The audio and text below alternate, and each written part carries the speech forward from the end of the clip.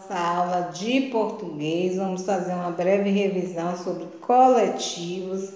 Observem aí que nós temos, um bando de pássaros na fiação, um conjunto de estrelas, um conjunto de aviões, um conjunto de peixes, de chaves e de uvas, não é isso? Porque são muitas uvas juntos.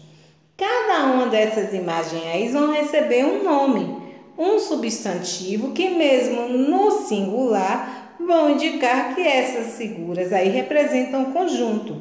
Então, o conjunto de pássaros é bando, o conjunto de estrelas, constelação, o conjunto de aviões, esquadrilha, o conjunto de peixes, cardume, o conjunto de chaves, nós temos penca. O conjunto de uvas, nós temos cacho. Não é isso? Então, o substantivo coletivo, para vocês não esquecerem, é aquele que, mesmo no singular, indica um conjunto de elementos, de objetos, de seres da mesma espécie. São vários objetos, seres da mesma espécie juntos. Olha aí duas figuras diferentes. Nós temos aí muitas pessoas juntas, não é? Esse grupo aí são artistas. Eles são artistas de uma novela que passou algum tempo aí no SBT, né? Dos Rebeldes. Então nós temos aí um elenco. Qualquer artista, né? Você tem um grupo de artistas juntos no teatro, no cinema, de novelas, no filme. Você tem um elenco, são as pessoas que atuam em determinada programação que está em exibição. Você tem o elenco de artistas. Agora aqui, olha esse modelo. Estão vendo? O que será isso? Nós temos fotografias, não é? Fotografias expostas. Com certeza na casa de vocês devem ter um álbum de fotografias, que a mamãe coloca as recordações, né? Principalmente de quando você era bebê, quando nasceu, quando ela estava grávida, e outras, né? Festas que vocês fazem em família, passeios, viagens, festas da escola, e a mamãe vai guardando em um álbum, vai colecionando. Então, uma coleção de fotografias ou de figurinhas forma um álbum. Olha aí agora o nosso assunto novo. Olha só, substantivo concreto. Nós temos aí o que seria o substantivo concreto. Substantivo concreto, ele é aquele que identifica, que representa seres e objetos que existem por si só, que não precisam de nada para que ele venha à existência, ou para que você possa ter o conhecimento de que ele é real, certo? Então nós temos aí, pela imagem o que você está vendo, você pode definir o que é um substantivo concreto. Você tem maçã, carro, menina, sol, árvore, está vendo? Estes são substantivos concretos. Ele é diferente do substantivo abstrato. Mas antes de passarmos para o substantivo abstrato, eu vou falar também de outros tipos de substantivos concretos que nós não podemos desenhar, que nós não podemos ver, mas que nós sabemos, que existem, né? E que nós fazemos ideia de como eles serem. Nós temos uma ideia, uma imagem vem à nossa mente, como anjo, Deus, Jesus Cristo. Jesus Cristo é diferente, nós temos a imagem, né, de Jesus Cristo veio à terra, né? Isso é o Filho de Deus. Então nós temos livros que contam a história de Jesus quando ele esteve aqui na terra, né? Que mostram mais ou menos como Jesus, as características que Jesus teve quando viveu como humano na terra, por causa da região em que ele nasceu. Então, com base nas características das pessoas, né, que viviam naquela época de Jesus, pela região, localidade as características daquele povo, né, nós temos uma imagem, uma ideia de como Jesus teria sido, não é isso? E quando você parte para a questão dos filmes, das histórias infantis, por exemplo, vocês ouvem falar muito em fadas, não é isso? Aí nós falamos nas lendas folclóricas, as pessoas descrevem aqueles personagens do folclore. Então você tem mais ou menos uma ideia de como sejam estes seres, né? Então, estes daí também são substantivos concretos, ok? Agora nós vamos para os substantivos abstratos. Que bagunça, que confusão, mas eu vou ler para você. Observou que o exemplo é só de palavras? O que será que representa otimismo, liberdade, sabedoria, descoberta, perseverança, respeito, coragem, doação, amizade, verdade, igualdade, prosperidade, riqueza, conquista, amor, inovar, prática, segurança, crescimento, sorte, compartilhar, saúde, aprendizado, paciência, compaixão, criação, mudança, fé, sucesso, paz, felicidade, relacionamento, solidariedade, ó a palavra do momento, evolução, vitória, expectativa, compaixão, paixão, esforço, escolha, vida, tá vendo? Domínio, renovação, maturidade, superação, disciplina, desafio, esperança, sedução. Observou? Só palavras, não é isso? Essas palavras nós sabemos que existem. Como? Você pode pegar, você vê esperança, você vê o amor, a conquista, a força, a tristeza, o comportamento. Você vê, mas você não pode pegar. Você sabe que existe, não é isso? Então, o substantivo abstrato é justamente isso. O substantivo abstrato são os sentimentos, são as ações.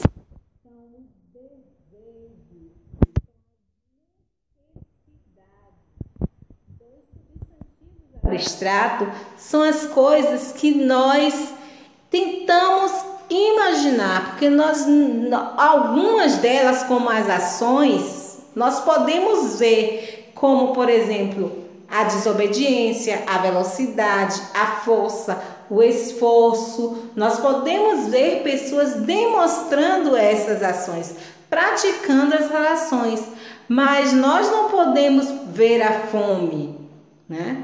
Você sente, é uma necessidade física. A dor, você não pode ver a dor, você sente a dor.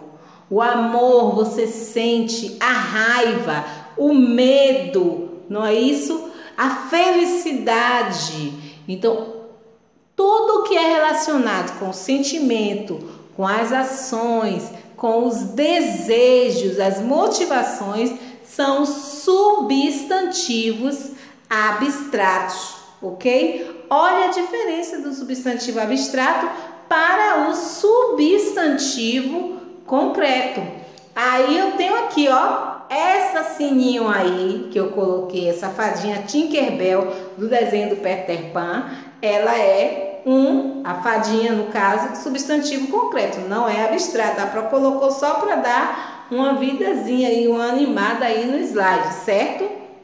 Por que ela não é abstrato? Porque fada você nunca viu, você não tem, você sabe que ela não existe, porém você tem uma ideia, né, de como, pelas as coisas que as pessoas descrevem,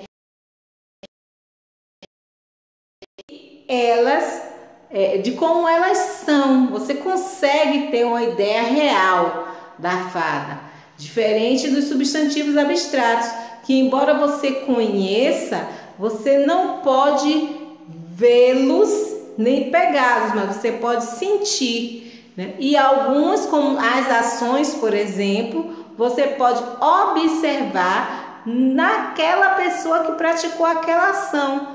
Então é por isso que se diz que o substantivo abstrato ele só pode existir dependendo de alguém para que ele exista. Beleza, por exemplo, você só pode ver a beleza a partir de um objeto, a partir de uma pessoa, a partir de uma paisagem. Então você vai ver se é bela ou se é feia, não é isso? Então você só pode ver a beleza assim, que é uma qualidade. Educação, você só vai ver a educação, só vai perceber que ela existe a partir do momento de que alguém faz uma demonstração de que é educado ou não. Então, os substantivos abstratos, eles precisam ter alguém para dar existência, para fazer com que eles existam. Entenderam? Então, eu coloquei aí mais palavras. Qualidades, palavras que representam qualidades, como beleza e educação. Palavras que representam ações, como dirijo e estudo. Palavras que representam estados, como vida e morte. E palavras que representam sentimentos, como amor e alegria. Destaquei aí, ó, no quadro, no retângulo é bem laranja com branco para chamar a atenção, as qualidades, os sentimentos, as ações e os estados, ou seja, a forma como alguém se sente, não existem por si mesmo. Existem nas pessoas, nos objetos e nos animais. Por isso são diferentes dos substantivos concretos. Porque quando você fala do substantivo concreto, eles existem por si só. Porta, porta é porta. Ela não precisa de uma outra coisa para ela ser uma porta. Entendeu? Então, olha aí os exemplos que a Pro colocou numa frase de substantivos abstratos. Mamãe é muito amorosa. Como é que eu vou saber que mamãe é muito amorosa? Isso é uma qualidade. Eu vou saber que mamãe é muito amorosa pela forma como ela trata os filhos, como ela trata o marido, como ela trata as pessoas à volta dela, certo? Mariana é uma aluna estudiosa. Como eu vou saber que Mariana é uma aluna estudiosa? A partir do momento que eu observo como Mariana se comporta na escola, em casa, com relação às atividades da escola. O piloto dirigia em alta velocidade. Como é que eu vou saber que o piloto dirigia em alta velocidade? Observando, provavelmente uma corrida, o piloto dirigindo, que é uma ação, e a velocidade do veículo que ele está dirigindo, certo? Então, espero que vocês tenham compreendido a diferença entre substantivo concreto e substantivo abstrato. Coloquei aí mais substantivos concretos. Ó, Maria e bola, seres reais, existem por si só. Uma bola não precisa de outro elemento, de outro ser, de outro objeto para ser uma bola. Uma bola é uma bola. Maria é um substantivo próprio dado à menina. Menina é menina, então Maria não precisa de um outro ser, de um outro elemento para ser Maria, certo? Aí eu coloquei mais pedra, cadeira e leão. Então, os substantivos concretos,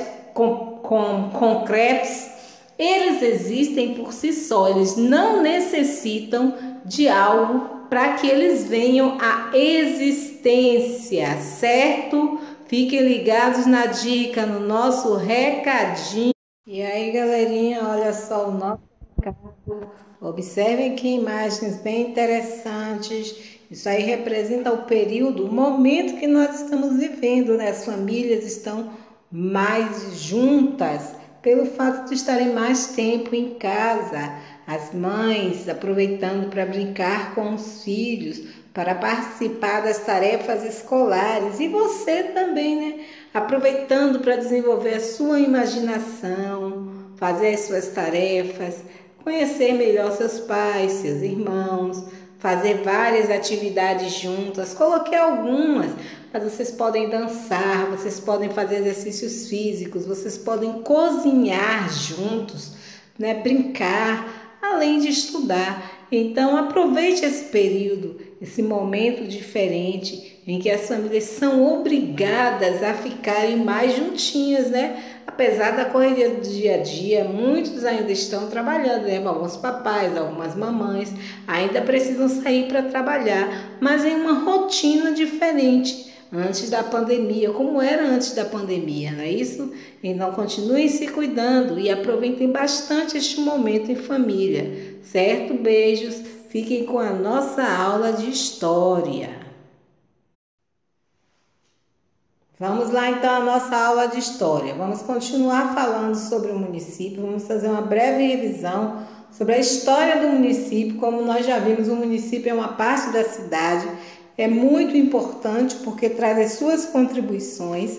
Vimos que o município tem a sua história formada a partir dos fatos históricos, dos acontecimentos, né, que vão desde o momento que ele surgiu, que ele foi criado até os dias atuais, ou seja, a contemporaneidade, os nossos dias. Cada município tem a sua própria história, as histórias do município são diferentes. Então, cada um conta a sua própria história. A história do município de Salvador não é igual ao do município de Valença, não é igual ao município de Cachoeira, não é igual ao do município de Santo Amaro, não é isso? Então, cada um conta a sua própria história, certo? Esse patrimônio ele é formado por aspectos culturais, como nós já vimos, e aspectos naturais. Os aspectos naturais são as formações geológicas, montanhas, serras, ou seja, né, o relevo, toda a parte que envolve a natureza, as florestas, a parte que envolve a hidrografia, ok? Então eu destaquei aí alguns parques naturais do Brasil, né, que são reservas, que protegem devido à diversidade, né, na fauna e na flora, que pode ser marinha, como também pode ser terrestre, ok? Então nós temos aí o Parque Nacional da Serra da Capivara, no Piauí. Eu não coloquei, porque eu já tinha colocado, né, uma imagem no outro slide, mas coloquei uma imagem diferente, só fiz citar. A Mata Atlântica e o Atol das Rocas no arquipélago Fernando de Noronha. Dessa feita eu coloquei o Atol das Rocas, ok? Olha que imagem linda, maravilhosa, né? Que local incrível, incrível, né? Você observa aí essa parte aí são corais, não é? Que é algo, né? Uma espécie marinha que está assim em extinção, não é? E aí nesses corais você encontra o habitat de várias espécies, de vários animais marinhos, né? Pequenos peixes, aqueles peixes lindos, decorativos, né? De plantas marinhas também, né? E assim vai, né? Uma diversidade muito grande. Então a gente observa a beleza que é, né, o Atol das Rocas. Os aspectos culturais eles já estão envolvidos, estão relacionados com os bens sociais. O que são esses bens sociais? Eles são determinados por momentos marcantes da história do município, que é a sua fundação, são as revoluções, né? Nós vimos aí a revolução, as batalhas que houveram no dia 2 de julho, né? Pela independência da Bahia, não é isso? As assinaturas de tratados. Tratados, quando falo em tratados, são documentos que foram assinados pelas autoridades, né, na época, ou até mesmo nos dias de hoje, que no futuro vão fazer parte da história do município, certo? Sítios históricos, que são os locais que guardam residências de um período muito antigo, costumes, tradições, ou seja, que contam a história, né? O conjunto de todos esses bens compõe um patrimônio cultural, ou seja, o que é o patrimônio cultural? Se é a própria perguntar, patrimônio cultural é o conjunto de todos os bens sociais, certo? Todos os bens sociais. O patrimônio cultural ele pode ser material e imaterial. O patrimônio cultural material são os bens imóveis, né? O que são esses bens imóveis? São obras de arquitetura, esculturas, pinturas, núcleos urbanos, sítios arqueológicos e paisagísticos. Eu trouxe uma única imagem desta vez. Aí nós temos um exemplo de bens imóveis que é um patrimônio cultural material na cidade de Salvador. Aí nós estamos vendo o comércio, né, o bairro do comércio, isso aí é uma localidade, um ponto turístico. Nós estamos observando esse marzão aí que é a Baía de Todos os Santos, né, formada pelo Oceano Atlântico, tá vendo? É a Baía de Todos os Santos. Isso mesmo, era aí que chegavam os navios, né, com as mercadorias que saía o pau-brasil, que se traziam os negros que entravam aí por baixo pelo túnel, ficavam aí no porão do Mercado Modelo, ok? Então nós temos esse prédio amarelo aí, essa construção antiga é o Mercado Modelo. Nós temos o elevador Lacerda, que também é um ponto turístico, faz parte desse patrimônio cultural, deste bem imóvel material. Temos aqui logo abaixo, tá vendo? Esta fonte aí, que é uma obra de arte de Mário Cravo, né? Que é a fonte da rampa do Mercado Modelo, tá vendo? É uma fonte que jorra água. Não é isso? A gente vê em algumas cidades, em alguns locais, principalmente cidades pequenas que tem corrente, ela sempre tem uma fonte no final, nas festas, fica toda iluminada e jorra aquelas águas para os jatos de água, né, para cima. É bem bonito, bem legal. E lá na Baía de Todos os Santos, no centro aqui, né, lá atrás tem uma construçãozinha no meio da água, parecendo uma ilha, digamos assim. Ela é em forma circular, não é? Que serviu como cadeia, né, no período colonial, que é o Forte de São Marcelo, certo? Ficavam soldados aí e pegavam invasores, né, prendiam, além de bandidos que fossem muito perigosos, certo? Então observe em uma única parte quantos bens culturais, material nós podemos observar e que se nós formos parar com calma, você vai obter informações incríveis de um determinado período da história da cidade de Salvador, certo? Espero que vocês estejam relembrando e entendendo. E o que são os bens móveis? São as coleções arqueológicas, são os arquivos, os acervos de museus, documentos, bibliografias, vídeos, fotos, filmes, né? Eu falei, né, como por exemplo, no museu você tem roupas, você tem documentos, canetas, objetos como xícaras, revólveres, espadas, sabe, coroas, joias. Então tudo isso faz parte dos bens móveis também, que fazem parte do patrimônio cultural material. Agora, o patrimônio cultural imaterial são expressões artísticas, certo? Nós vimos no primeiro slide, na nossa primeira aula, que foi dito assim, como o imaterial, aquilo que você não pode pegar, você só pode ver aquilo que não é palpável. Ou seja, são as expressões artísticas. Que expressões são essas? São aquilo que os artistas fazem nas artes plásticas, as pinturas, né? As peças teatrais, os musicais, né? A música, a dança, a ciência, os jogos, né? Celebrações, né? As festas do município, as festas que são tradições, como por exemplo o carnaval, certo? O conhecimento e as técnicas. Alguns instrumentos que foram usados, né, por pessoas que fizeram determinadas práticas culturais, grupos, comunidades, como falei das comunidades quilombolas e das comunidades indígenas, né, que ainda existem no nosso país, né, elas também são reconhecidas como parte deste patrimônio cultural imaterial, certo? Aí eu coloquei aí patrimônio cultural imaterial. E lembramos que o patrimônio cultural imaterial ele é passado de geração para geração, justamente por meio da oralidade, por se falar e por se ensinar quando se trata de ofícios, né? Como, por exemplo, fazer objetos musicais,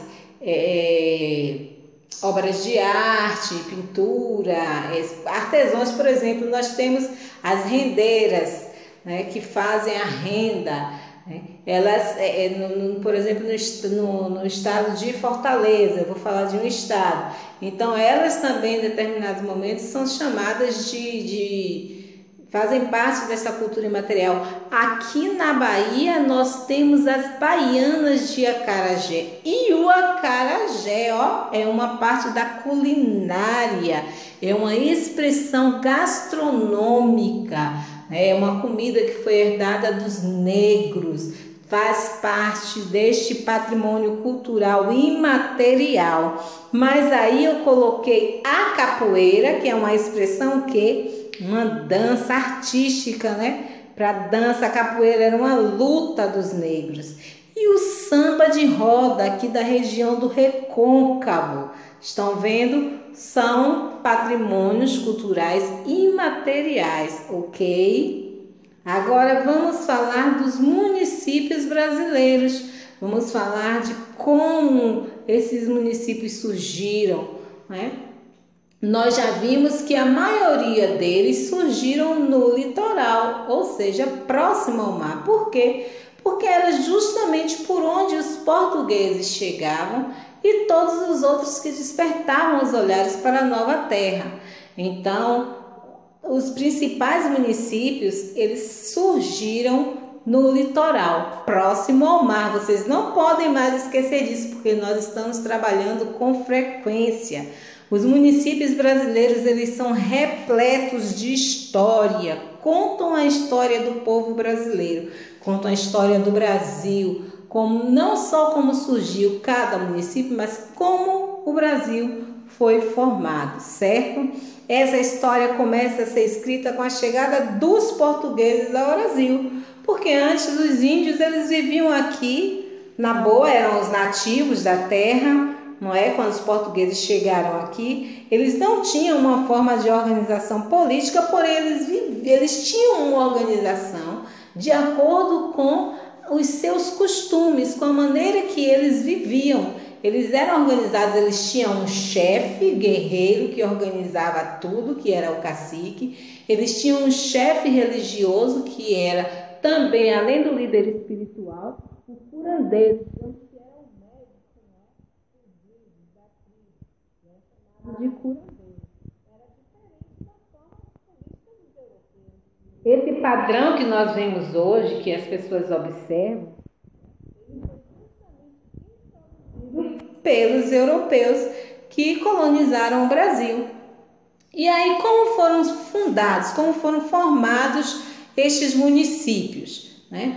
Houve o quê? Quando os portugueses vieram à terra, tomaram posse, voltaram porque achavam que se tratava de uma ilha, a gente já viu essa história, mas depois, com o tempo, com as expedições exploradoras, ou seja, o rei de Portugal, que não era bobo nem nada, Dom Manuel, começou a mandar, já que já sabia o caminho, né, homens para investigar a nova terra, ver se tinha ouro, se tinha o que era que tinha de riqueza que eles poderiam encontrar aqui. E foi desta forma que eles começaram a ampliar e conhecer o território brasileiro, conhecer a nova terra. E isso tudo também, além de ser de comando da coroa portuguesa, da Igreja Católica, que era muito poderosa e dominava muitas terras. A sua fé era muito difundida na Europa, era muito divulgada. A maioria das pessoas eram católicas. Então isso dava poder também para a Igreja Católica, principalmente os reis, não é? Os monarcas. Eles tinham o apoio da Igreja Católica, que apoiava e recebia favores dos reis, né? Então isso fazia com que ela ficasse cada vez mais poderosa. E quando eles chegaram aqui no Brasil, eles só chegaram com o intuito de construir igrejas grandiosas. E por todo o Brasil nós podemos observar que tem igrejas imensas, catedrais no nosso país, tem igrejas que têm uma escultura, um desenho fantástico, tem igrejas que tem o teto, tem o seu altar todo de peças de ouro, né? Então são relíquias da história na realidade. No Pelourinho mesmo você tem a igreja de São Francisco de Assis, se eu não me engano, que ela tem o seu altar e o teto todo revestido de ouro. E várias outras igrejas que nós podemos encontrar no município de Salvador e também em outros municípios menores que têm artes sacras, né, que são as artes encontradas na igreja de grande valor histórico, certo? Então, as primeiras cidades, como eu já falei, os primeiros municípios surgiram no litoral do nosso país. O primeiro local de chegada dos portugueses no Brasil em 1500 foi chamado de Porto Seguro, que fica justamente aqui no sul, né, do estado da Bahia. O sul do estado da Bahia, onde fica também o seu município, que é o município de Valença.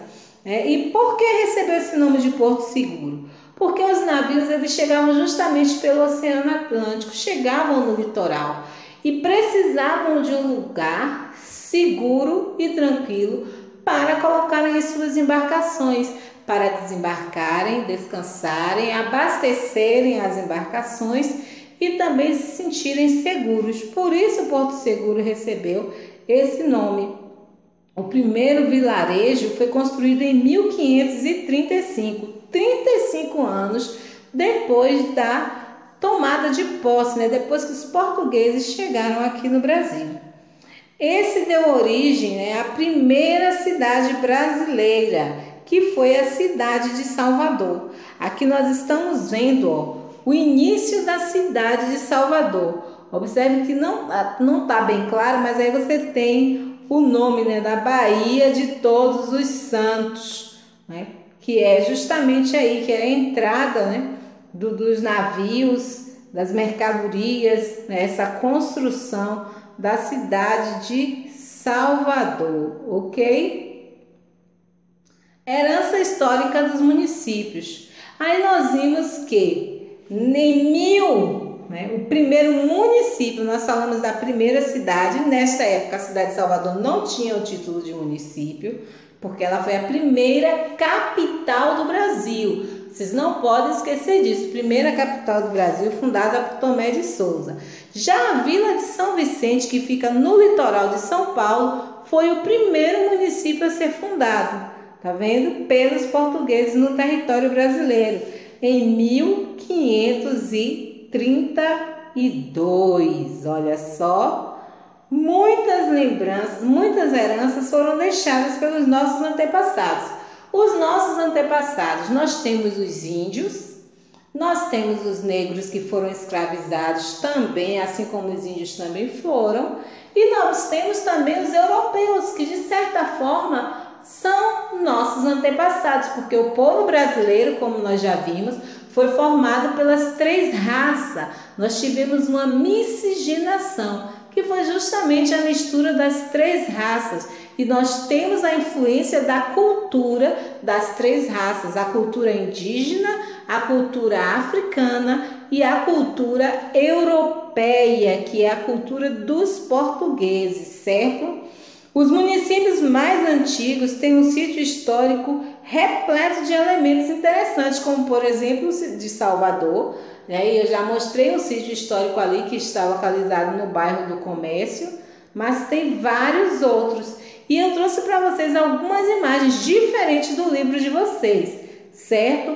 Trouxe a Olinda em uma outra localidade, que são sítios históricos, né? Ou seja, são municípios coloniais da época da colonização. Então, nós temos aí Olinda, em Pernambuco. Depois nós temos Tiradentes, em Minas Gerais, incrível, tá vendo aí? As construções conservadas com a mesma padronização da época colonial. Olha só essa estrada, tá vendo? De pedras, muito incrível. Foi toda construída pelos negros escravos. É fantástico, é você viver a história caminhando por essas ruas. Depois nós temos aí São Luís, no Maranhão, reformado, é claro, restaurado, um sítio histórico aí, um centro histórico, parece um pouco com Pelourinho, né?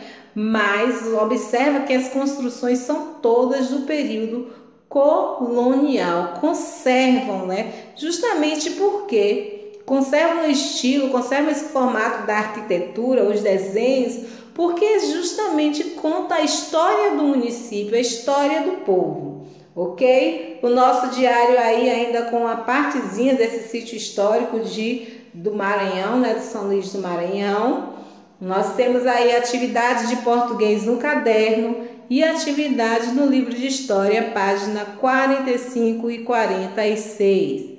Beijos, queridos, continuem se cuidando, certo?